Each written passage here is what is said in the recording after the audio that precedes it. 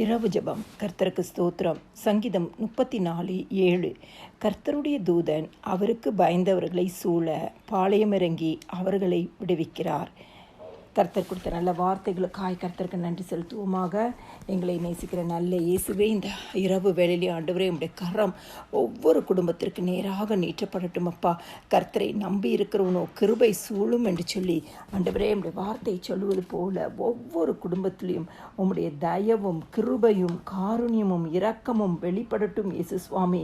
துக்கங்கள் சந்தோஷமாய் மாறட்டும், கண்ணீரின் பாதைகள் களிப்பாய் மாறட்டும் ஏசப்பா.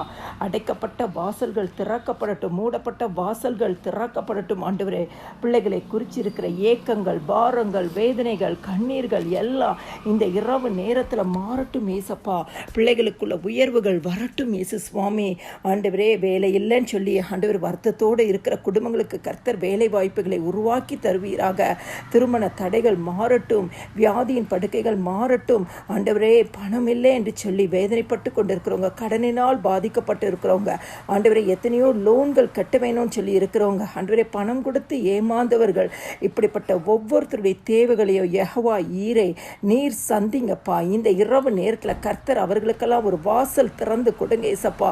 எல்லா பிரச்சனைகளும் மாறட்டும் இயேசுவின் நாமத்தினாலே.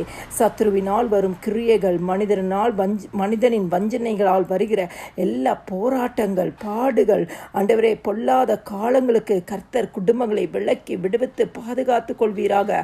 உம்முடைய அந்த கர்த்தருடைய தூதன் அவருக்கு பயந்தவர்களை சூழ பாளையம் இறங்கி அவர்களை விடுவிக்கிறார் என்று சொன்னது போல கர்த்தர் எல்லாவற்றிலிருந்து ஒரு விடுதலையை நீங்கள் கொடுங்கப்பா. நீங்கள் விடுதலையை கொடுங்கப்பா ஆண்டவரே. ஒவ்வொரு குடும்பங்களையும் நீங்கள் ஆசீர்வதிங்க. உம்முடைய கிருபை ஒவ்வொரு குடும்பத்தையும் சூழ்ந்து கொள்ளட்டும் இயேசு சுவாமி. இந்த இரவு நேரத்தில் இந்த ஜெபத்தை கேட்கிற குடும்பங்களுக்கு கர்த்தர் நீர் உம்முடைய மகிமையின் கரத்தை வெளிப்படுத்துவீராக. உம்முடைய அற்புதத்தின் கரத்தை வெளிப்படுத்துவீராக. உம்முடைய அதிசயத்தின் கரத்தை வெளிப்படுத்துவீராக.